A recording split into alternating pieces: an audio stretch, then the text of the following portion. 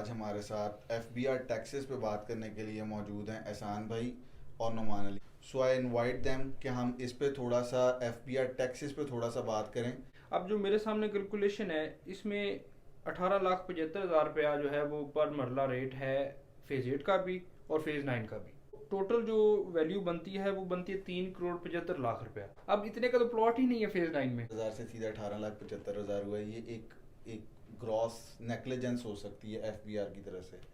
Do you think कि cross negligence और इसका आने वाले दिनों में और ख़ास तौर पे आजकल जिनकी ट्रांसफ़र है उन पे क्या इम्पैक्ट पड़ रहा है? ज़ाहिर सी बात है, ये जो चीज़ें ये क्लाइंट को एक कह सकते हैं इफेक्ट करती हैं।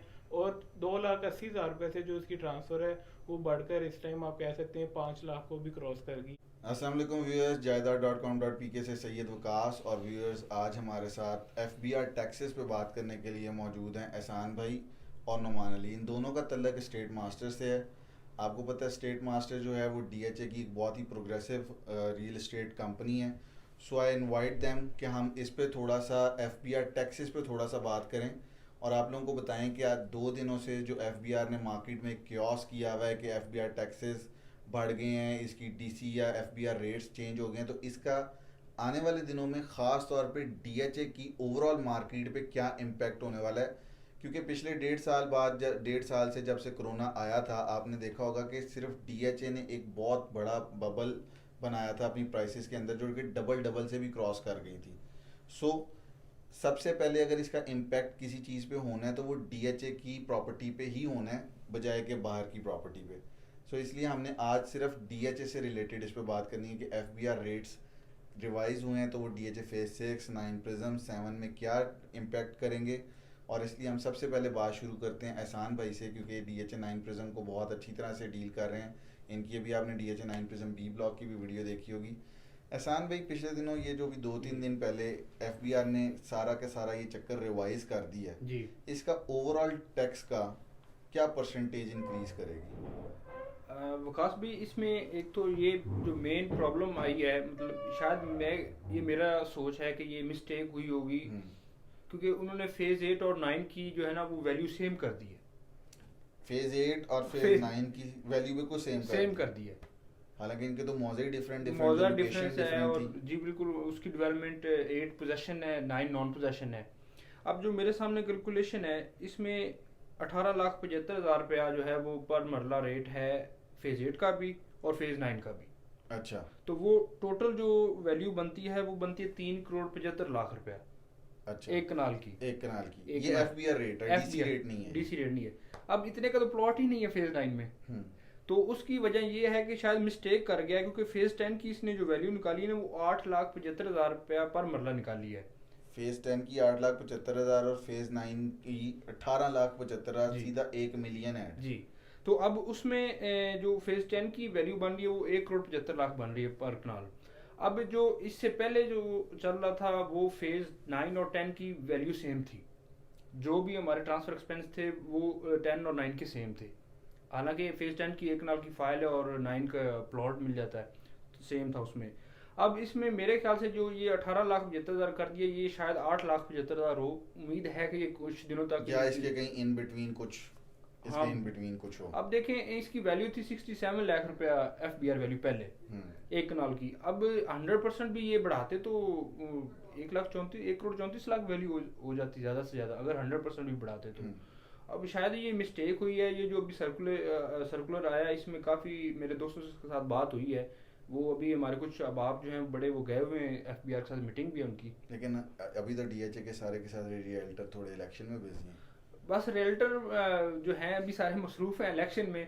वो यही समझ रहे हैं कि शायद हम इलेक्शन के बाद जो है ये, क्योंकि जो ग्रुप जीतेगा उस पर जिम्मेदारी का सेरा डाल के तो उधर से काम अब करवाएंगे। देखे ना कि वो इलेक्शन कंपेन को छोड़ दें, उनके करोड़ों रुपए लग गए वहाँ पे, तो वो इन मामलात में पड़ जाए और वो इलेक्शन कल को हार जाए एक बंदा, तो वो इसीलिए वो उधर मसरूफ है कि जी हम पहले इलेक्शन। नुमान, आप मुझे थोड़ा सा ये बताइएगा कि एहसान कह रहे हैं कि 8,75,000 से सीधा 18,75,000 हुआ है। ये एक ग्रॉस नेग्लिजेंस हो सकती है FBR की तरफ से।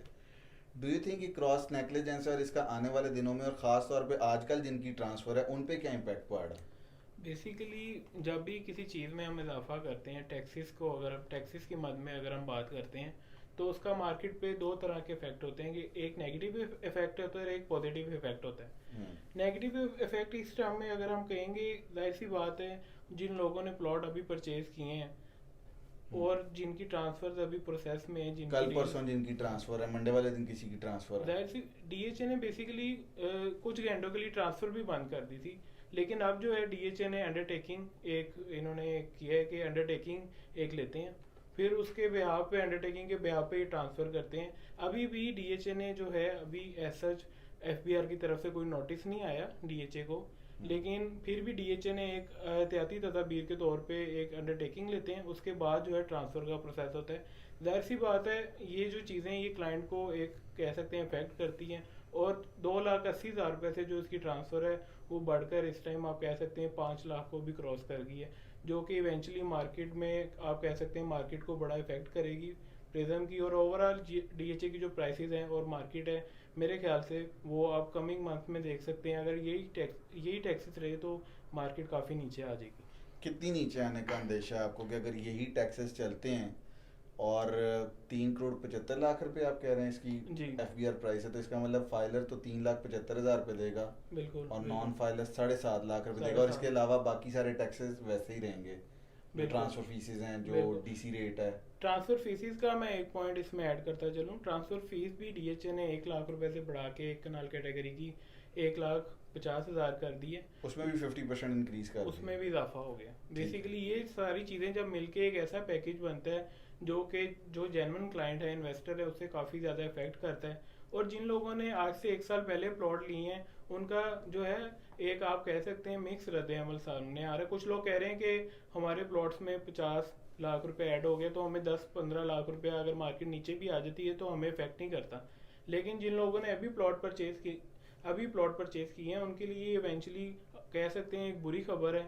और ये जो मार्केट है अगर ऐसे ही टैक्सेस इम्पोज रहे तो मेरे ख्याल से 4 से 5 मिलियन इजीली मार्केट से जो है आप कह सकते हैं एक बबल फट जाएगा और इजीली प्राइस जो है ऊपर से 9 प्रिज्म की स्पेशली 4 से 5 मिलियन तक प्राइस अगले 6 महीनों में नीचे आ सकती है, एक्सपेक्टेड है अगर एफबीआर ने ये रेट्स बिल्कुल भी रिवाइज ना किए, जिसके चांसेस आप लोगों को लगता है कि थोड़े ज़्यादा हैं, क्योंकि ये क्रॉस नेग्लिजेंस है फेज़ 8 और फेज़ 9 की। ये बड़ी पते की बात बताई है एहसान भाई ने कि फेज़ 8 और फेज़ 9 की डीसी और सॉरी एफबीआर रेट बिल्कुल सेम कर दी है। हालांकि फेज़ 8 की अगर आप लोकेशन देखें तो फेज़ 6 के बिल्कुल सामने रिंग रोड से गुजर रही है, और फेज़ 9 की देखें तो पहली तो बात यह है कि वो है ही सारा नॉन पोजेशन। तो how can you do this कि एक नॉन पोजेशन एरिया की और एक पोजेशन एरिया की एफबीआर प्राइस बिल्कुल सेम कर दो, ठीक है। सो व्यूअर्स, ये थी हमारी छोटी सी एफबीआर रेट से रिलेटेड गुफ्तगू। इंशाअल्लाह आने वाले दिनों में जैसे जैसे एफबीआर रेट्स पे कोई चेंज आएगी या गवर्नमेंट इस पर कोई चेंज करेगी तो हम इस पर आपको अपडेट देते रहेंगे। Thank you so much.